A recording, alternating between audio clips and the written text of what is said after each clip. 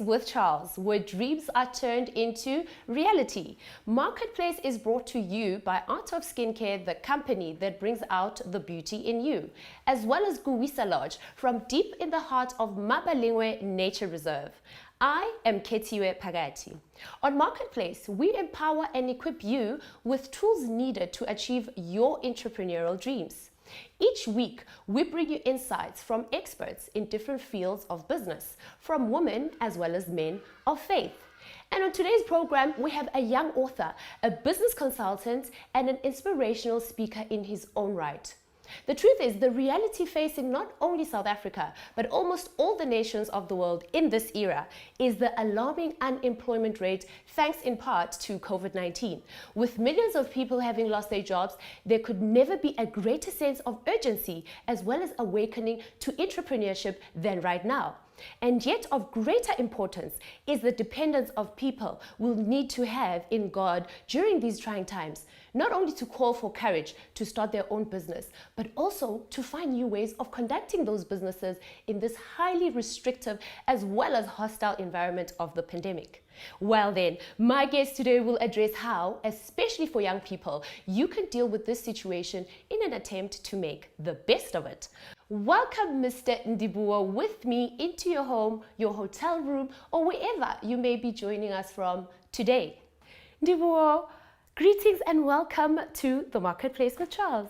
Greetings, Ketiwe. Thank you for having me in your program, and greetings to your viewers. I am so excited to talk to you, especially because of the title of your book, The Praying Entrepreneur. But before we even get there, just inform our viewers the background of your business and what it is exactly that you're offering us. Yeah, I'll start a bit about who I am. So my name is Vhuatsha. I was actually born in a village called Makita Village in Limpopo. The business that I'm in is accounting and IT consulting services. That includes website developments and online stores. Okay, great. So that's an industry that has lots of room for growth. I mean, 100%. We've already seen that, right, in the era that we're in. But you started your consultancy at a very young age. That has to do with a lot of risk, right? So please tell us about the time you took the plunge and what pushed you to that. Yes, entrepreneurship actually came into my life on my first year in University of Venda, where I was doing accounting science. So what happened is I was studying with a bursary, but at that point of time, my parents were actually unemployed. So you know how it is in the tertiary level. So what was happening is there were other stuff or other things that I wanted to be able to afford myself, but I was unable to afford them because I cannot ask money from my parents, or either way I had to find a way to start my own thing and have passive income. That's where entrepreneurship actually kicked in my life. So what happened is at that point of time, that's where I said, that means I need to sell something in order for me to make money to be able to settle all the other needs that I might have instead of bothering my parents even if they are unemployed. That's how I started entrepreneurship. Oh, okay. So already at a young age, you saw asking your parents to fend for you as bothering. That's very brave to say and acknowledge. And you know, the country that we're in, right? Unfortunately, it is true. A lot of people are enslaved by the notion of job security. So how did you break out of that mold? First of all, I would say it's a mindset that we actually grow up with. To say to be successful, you need to go to school, get your degree, get employed, and then now you are successful. So how did I break? So hence I said it was because of the situation that I was in. I had to find other ways of making income, and the only way that I could was to start my own business. The reason why I decided to start a consulting firm is because everyone around there, they always say, we can't start business because we don't have funding. So I had to find a way to start a business that doesn't need any capital to start. So that came up about me praying, and then I was like, God, I don't have anything, but I know I want to start something. That's where it comes in to say, no, you can use the knowledge that you are studying in class. I was doing accounting, business studies, and all those things. So I understand how the business operates. So why don't I teach other people who are interested in business, but yet they are actually studying nutrition or studying that specific things that actually get them jobs, but they don't understand how they can utilize that to make a living as entrepreneurs for themselves. That's how I actually broke the mindset. So that's how I actually started my first consulting company at 18 years old. Yeah. Okay, so with that part of recognizing that other people are also studying within various industries, and it could possibly be an opportunity for them to venture in those industries in the business method rather than job security. Yes. Have you managed to extend that help to them, to show them that you can take the business route in your same profession, and how did that go? So the first thing that I did since I was still in university, so what I did posters, and I say, anything consulting. I just need a person with an idea, and then the only thing that I'll do is I'll help you make that idea to become something that you can make income out of. So I've actually managed to help some of the students that were studying in different fields. Some of them you find that in sales. So I can say no. I just told them to say no. Look, we can start a business. You can go to that store and say, I will sell this I will sell this for you. You just give me this commission. And that's how actually I managed to get some of the students up and running and starting their business at a young age at that point of time. Can you see me get excited? I'm sure you can, because I've got businesses myself. So you're telling me you have salespeople out there for me and other viewers watching. Yes. Now, with somebody talking with such poise, right? I mean, writing a book with such a daring title, The Praying Entrepreneur. We want to know that this praying entrepreneur is not challengeless. You're not just sailing through just because you're praying, unless you're here to fool us somehow. So we want you to talk us through some of the few challenges you've had and how you've dealt with them. Okay, I think because you said you have businesses, so you would actually understand that entrepreneurship is actually one of the most challenging kind of career that one can get in themselves in. Why? Because you're actually everything in one place. So you are a salesperson, you are a CEO, you are everything. Everything is expected out of you. So the challenges that I actually came across was sometimes actually I had to get clients. How do I get clients at that point of time? I was not a salesperson.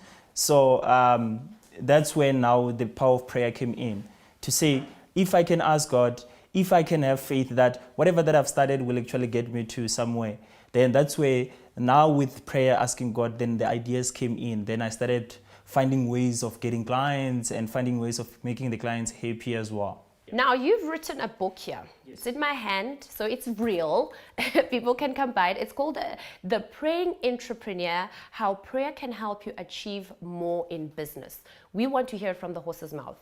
How has it helped you achieve more in business? And by more, I mean more than the person who's running a business like you without the praying. Actually, prayer, from my practical experiences, ever since I started, so I forgot to tell you my background. So my parents always told me that to whatever that you're going to do or whatever that you're going to start, make sure that you start by making sure that God knows what you're doing.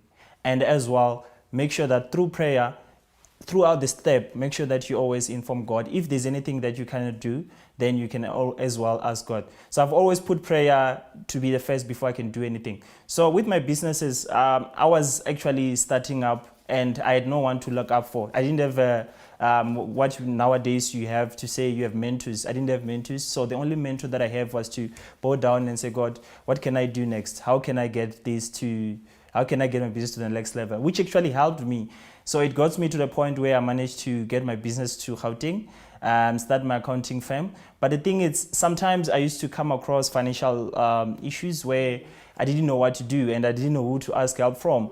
But from my experience, and I've said this in many times and even in other interviews, that I've always bowed down. So I have a specific praise in the book. I've always bowed down and asked God for forgiveness and all those other things that one should do. That's prerequisite of your prayer. And then I'll say, God, I know you're the only Father that I have.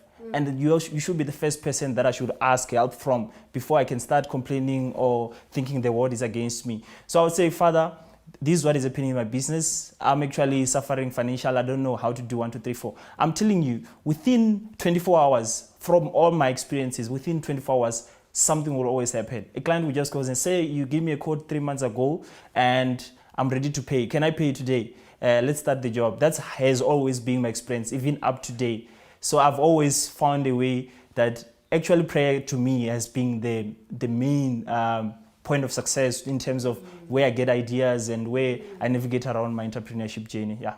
Ndivhuwo, there's a burning question that I have just because of your answer. I mean, there's a 24-hour claim in there somewhere, but let's go to a break and then we'll be back for the rest. Okay. And viewers at home, don't you go anywhere. I will continue with my guest after the break right here on Marketplace with Charles.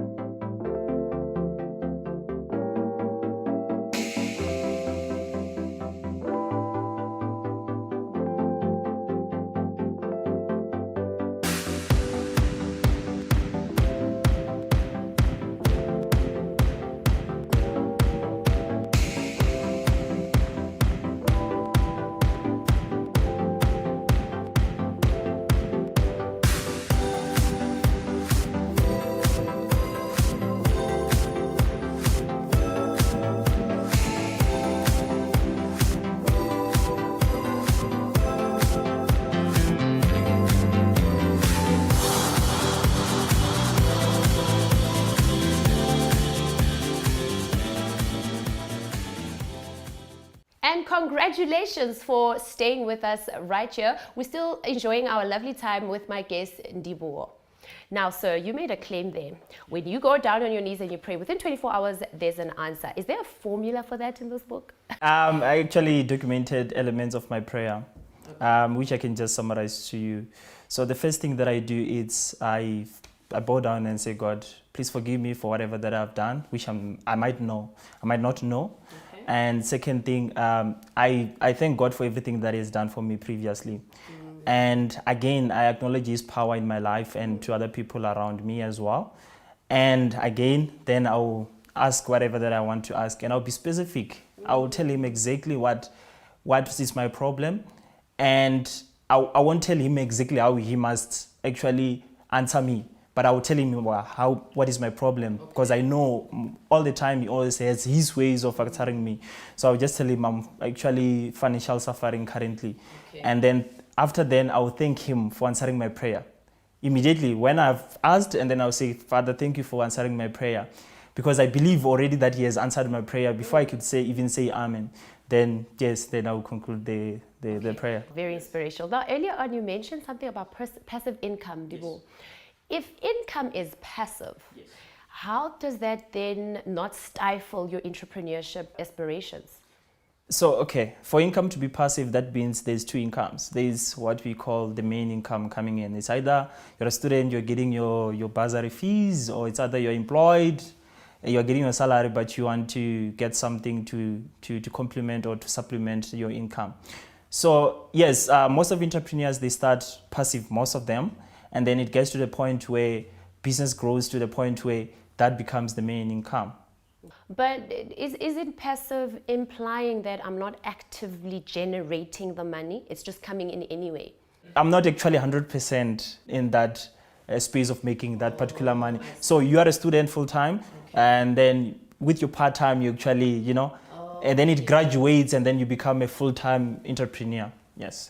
So many young people believe in praying to God, like you say, but their belief in praying to God is to pray to God, to ask God for a job. God, give me that job, make me employable. So what would you say to such a young person who's not even thinking entrepreneurship? Yes, first of all, that young person is telling God how God must do things. You're actually telling God that the only answer that you have for me is to give me this job. You're not asking yourself either, does God want me to create a job, or does He want me to seek? So actually, you're actually limiting your success in terms of what God can give you at that point of time. Okay, and how would you help a young person understand what's the difference in terms of the way you speak to God? The difference in terms of praying for business or somebody participating in entrepreneurship, as well as praying for a job. What's the difference there? Yes, so the difference is when you're praying for a job, you're actually praying for something that someone has already done. So it's very dependent on a lot of things. So you're saying there should have been someone who took the risk with the faith to start a business, and that particular person must have an opening for me to come in and carry on their dream. So actually, it's more dependent on a lot of things. That's why the probability is very low that you will actually get in. When you're praying for ideas, when you say, God, I am here, I don't know how I can get here. So you're saying, I'm willing to explore all avenues. If you want me to create, then give me the ideas. Then God, if He wants you to create, like for example, now in COVID-19 era, like in this time, pandemic year, you find out most of companies are not willing to intake any new employees. Then God has to be relevant in how he's going to answer you. If there's no jobs, then he must help you create a job, right? With whatever the skills you have. So you yourself, you have the resources within you and the world around you. So God just will actually allocate those resources to get you to where you want to be. Okay, so now there's a young person watching us right now, and they say, okay, I understand the difference between praying for business and praying for a job. And now you've just reminded them that chances of jobs right now are not happening. Now they're saying, okay, I want to follow your advice, Ndivhuwo. I want to pray for business. Now you gave a very great outline in this book that you mentioned earlier about praying for God to help you through business. I think it was a 4-step that ended with thank you, God. So what type of steps would you give for somebody who wants to pray for business ideas? How should they approach that prayer?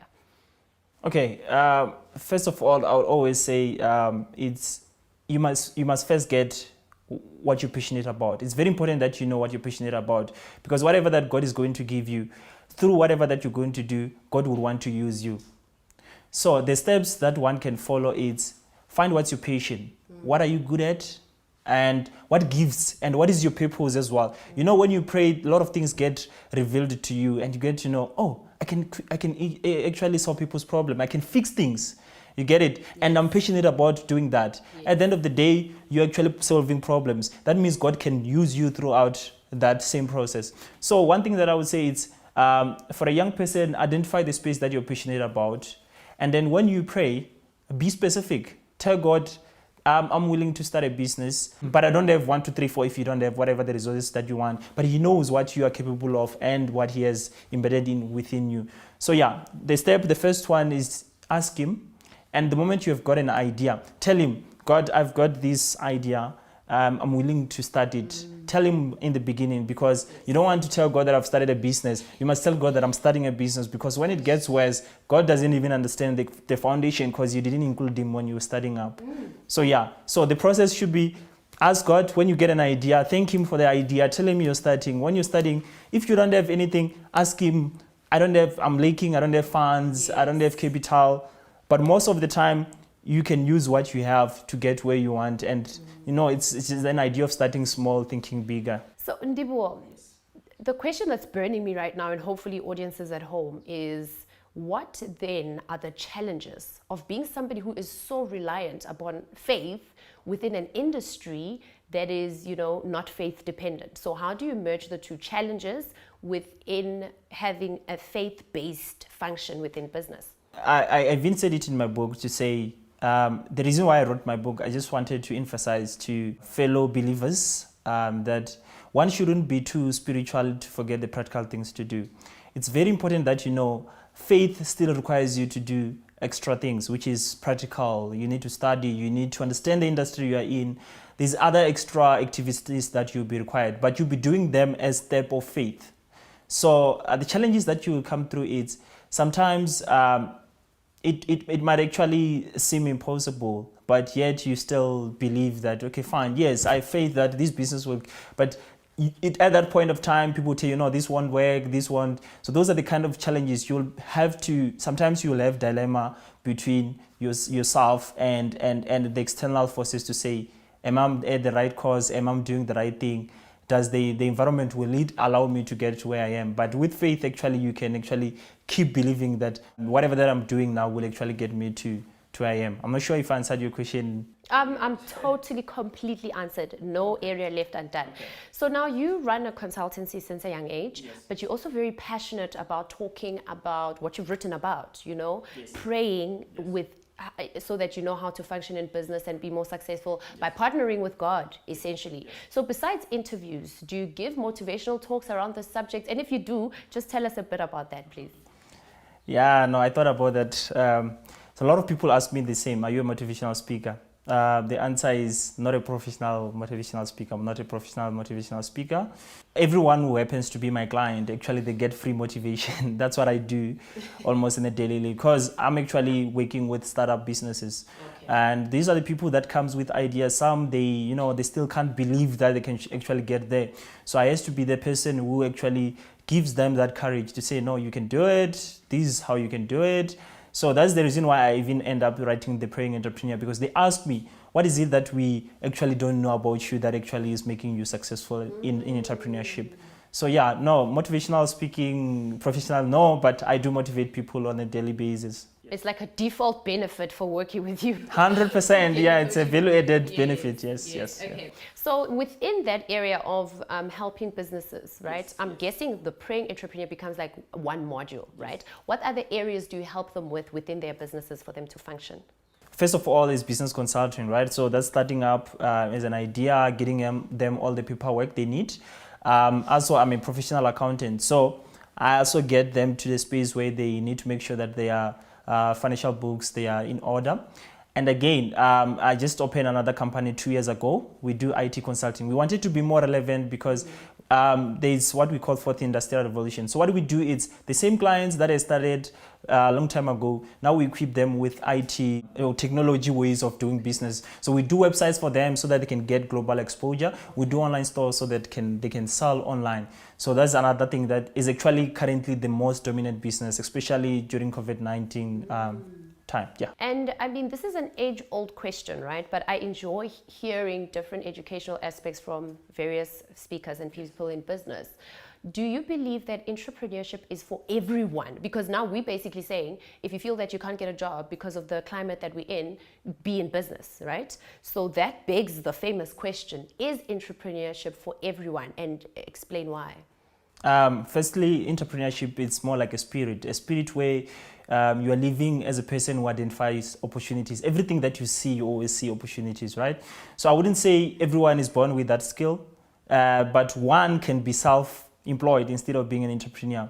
Because entrepreneurship is just within. You can be self-employed with whatever that you have studied, whatever that you understand. You can say, I was cooking for that restaurant. Now, because I'm not employed, that means I can still cook in my own house and serve people. You see, you have self-employed yourself. So yeah, it's not for everyone, but yet it's a skill that one can learn. And since now it's what you need to survive, you can actually get this skill along the way.